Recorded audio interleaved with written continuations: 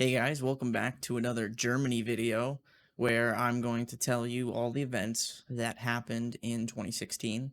And a lot of stuff happened, so I won't be able to cover everything, but I'm just going to be telling you some interesting stories that happened when I went to Germany with my church group. If this is the first video you're seeing, these videos I just do to tell you various experiences and stories that I had while I was visiting with my church in Germany. And we would go around the country with the sister congregation, and so there'd be German youth as well. And once you throw tons of high schoolers of different nations together, some interesting stuff happens. Let's go ahead and get started. I heard this mini story. It's not much of a story, just something weird to mention. From a reliable source in the American group. Apparently, I don't know. It's the weirdest thing. I don't know why it happened, but while some of the Americans were drinking, there was like a trio of these like three people, and so they hung out all the time. And the guy David, and the two girls Nellie and Lydia they hung out.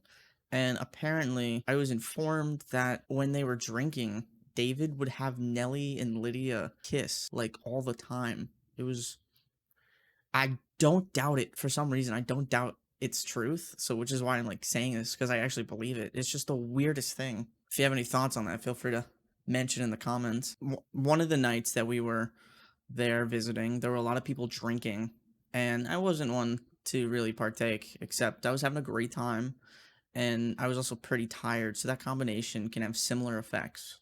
I went to go visit other people's rooms, walk around, and as I rounded the corner, I see a German hottie, let's call him Klaus, standing by the elevator. So I run full speed to join him, except I didn't see the short and cute, let's call her Lena, standing in the elevator with him.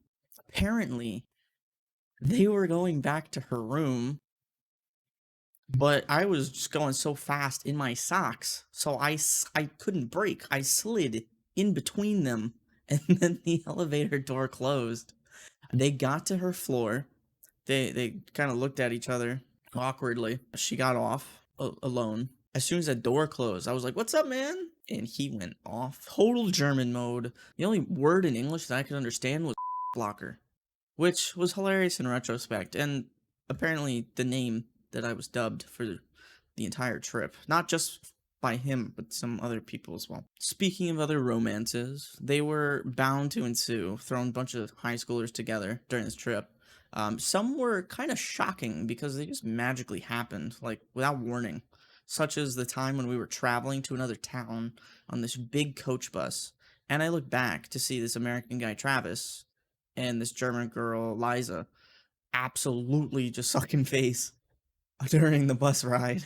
He would try for the entire trip to officially get with this girl.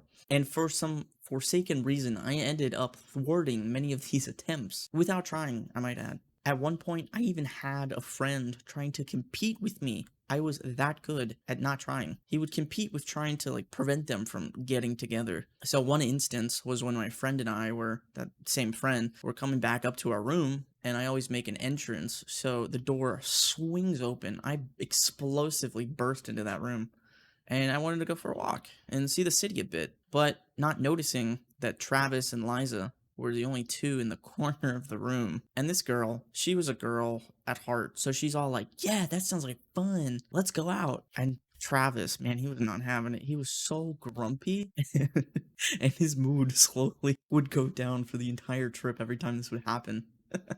Honestly, one of my favorite stories about this trip was when we arrived in Nuremberg.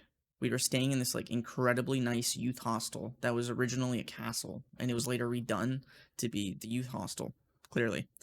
The thing was that our chaperones booked massive rooms, like 8 people per room, something I was hugely not a fan of because I like privacy. So, anyway, 2 out of 8 of the guys staying in that room were German, and the rest were the Americans. I was charismatic enough to get my hands on not only the key, but the single cot, because the rest of them were bunk beds. So that night, I started a little magical thing, known only in fairy tales for guys, and we called it feelings time. You heard me right. We went around the room talking about our day and its highlight. Yeah, I'm not kidding. There was this one American guy, Travis, who was not a fan of feelings time, Maybe he was salty from other things. So he told us to shut up and to go to bed. You know, like lights out and everything. When it came time for people to rotate feelings time, he would get up and hit them in the stomach. He's a football player back at home, so makes sense. And, you know, because he was not having it. Well, he did this for two people before it was my turn. So one person, punch in the stomach. Next person, punch in the stomach. Here's the thing. Because I was in that single con, I was super low to the ground.